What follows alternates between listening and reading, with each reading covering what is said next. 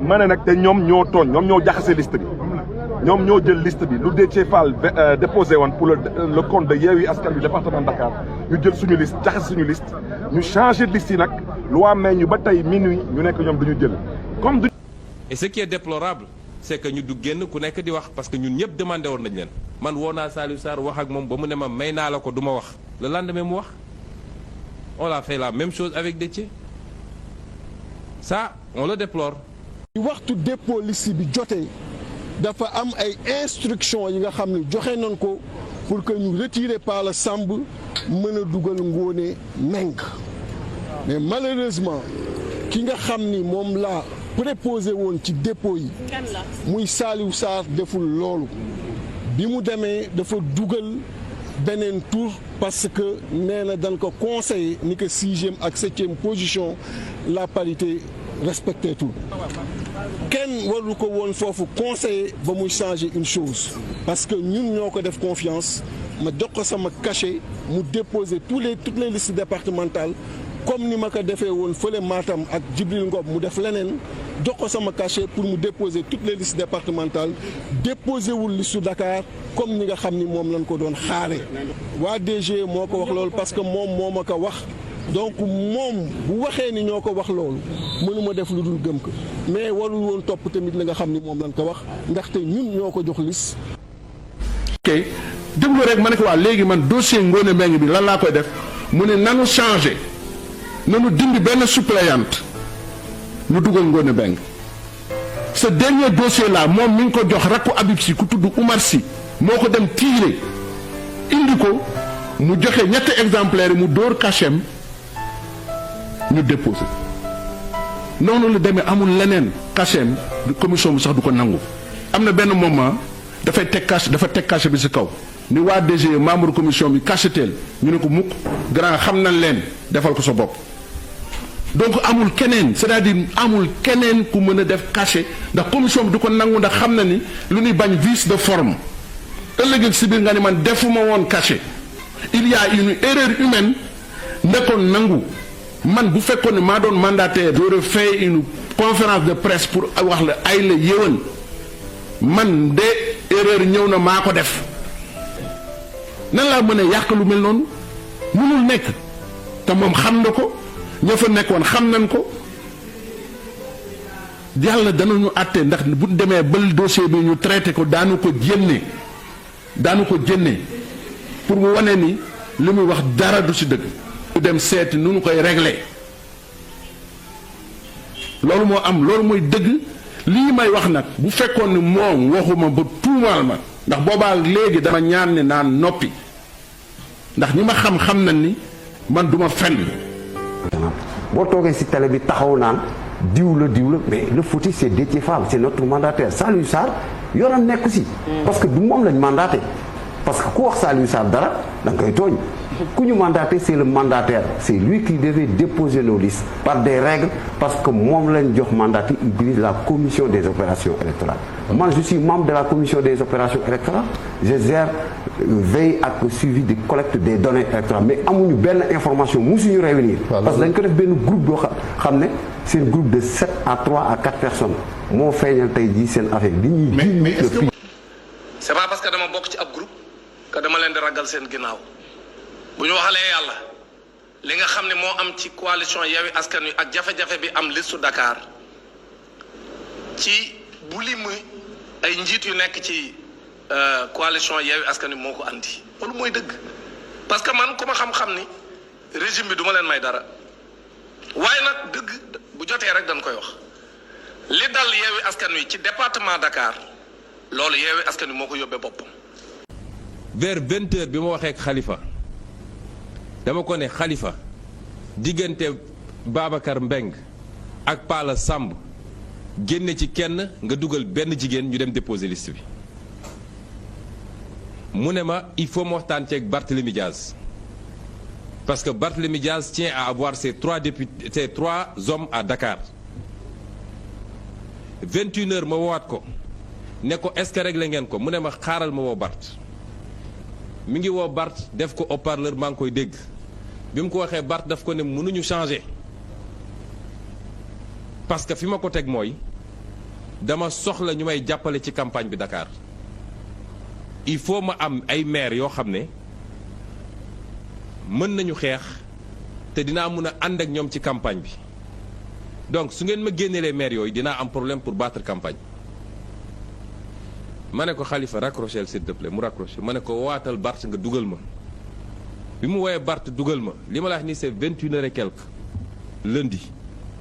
ma ne ko Barthélemy génne leen benn góor ngeen dugal benn jigéen parce que du ñu liggéey li ñu liggéey ba egsi fii ñu naan ñu benn góor ak benn jigéen ñu nar a yàq suñu liste. Les gens sont tranquillement dans leur salon taal seen truc yàkkamtuñu lu dul erreur bu ndaw am ñu loo mës a def ci àdduna baaxatul. faut qu'on arrête ça d'accord erreur am na négligence am na peut-être même naïveté am na mais loolu mun na am mun na dal kenn ku ne ci ñun. Certes il y a eu de la négligence humaine certes il y a eu des erreurs et nous les assumons mais de là à vouloir yóbbu affaire bi fenn loolu amu fi. Et tout ce procès qu'on est en train de faire à Khalifa Sall il faut que ça s'arrête c'est faux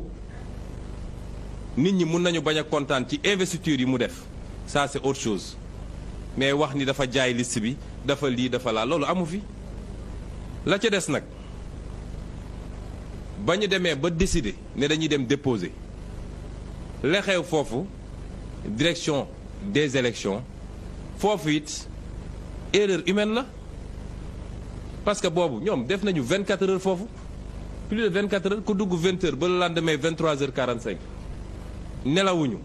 lekkuñu lu baax sonn nañu. On a fait une erreur Sénégal laay waxal de Sénégal à sa totalité Sénégal laay waxal Yewwi Askan bi def na erreur parce que erreur bi nga xam ne moom moo am ci Yewwi Askan Wi. dañoo defar seen kayit bu baax benn nit boo xam ne ce n'est pas le mandataire mu jël la nga xam ne moom mooy kayit boobu mu dem ba ci biir mu am lum ci falsifié. mais dama bëgg a wax ci leer Saliou Sarr boobu ba ñu duut baaraam moom du mandataire u liste Yewwi Askan Wi kon nag fan la Saliou Sarr jaar ba dugg biir direction générale des élections comme nee nañu Barthélémy Diaz amul droit dugg direction générale des élections waaw nañ ma wax fan la Saliou Sarr jaar ba dugg direction générale des élections mooy beneen bi mooy mandataire kese képp rek donc moo mën a déposer liste. ñu ñëwoon nag ak le président Cheikh Youm ak Saliou Sarr ak toute l'équipe de Yewwi déposer liste Yewwi. Le problème c'est taxawu Sénégal de Khalifa Ababacar Sall mais Déthié Fall moom amaana mën na bañ a maîtriser réellement les investitures au niveau des départements looloo indi Saliou Sarr ci mbir mi Saliou Sarr ñëw représenter taxawu Sénégal Bassirou Diomaye Faye ñëw représenter Pastef Déthié Fall toog ak ñoom Saliou Sarr ñu dindi turu Pala Samb dugal jigéen liste bi paritaire normal Déthié Fall dem ci biir beneen salle di régler beneen mbir parce que Déthié Fall comme moo doxoon ci wàllu protocole bi entre Yewwi ak Wallu mu bañ ñu roppi ay dossier di dugal ay dossier ñu respecter protocole bi mu ne Saliou Sarr demal nga déposer liste départementale de Dakar bii nga xam ne d'accord nañ ci génne nañ Pala Samb dugal jigéen noonu la demee moom Déthié dem di toppatoo leneen foofu nag la problème bi amee c'est là où Saliou Sarr a fait du n'importe quoi foofu la Saliou Sarr nekkee en jeu Saliou Sarr c'est un plus que proche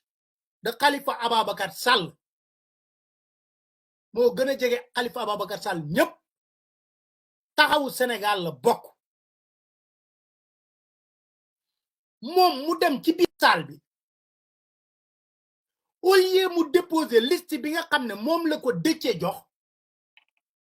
au lieu mu déposer liste bi ko Déthié jox ñu génn ci Pala Samb déedéet mu dindi turu ndaw siñ ci dugaloon delloo waat turu Pala Samb kon xam nga liste bi baaxatul ban dugalee ndaw si liste bi paritaire na moom ci boppam mu jël responsabilité dindi turu Pala Samb def ci turu ndaw si changer liste bi nga xam ne mandataire officiel bi daf ko jox na ko bii nga war a déposer bii la ñu juboo ci kàddu man ak ñoom ak coalition bi léegi demal nga déposer bi déedéet Saliou Sarr dugg ci salle bi mu war a déposer dindi turu ndaw si delloowaat ci turu Pala Samb. Ah, c'est pas vrai. S'il m'avait remis le cachet, les autres auraient refusé. Parce qu'il a tenté de demander à la commission de cacheter à sa place. La commission a refusé en lui demandant que c'est lui seul qui peut cacheter. C'est lui seul qui peut cacheter. Et ça, j'ai des témoins. J'ai les témoins. Le dernier dossier de Dakar, c'est le jeune frère de Habib Sy. Il s'appelle Oumar Sy. C'est lui qui allait tirer la fiche de dépôt de Déthié Fall.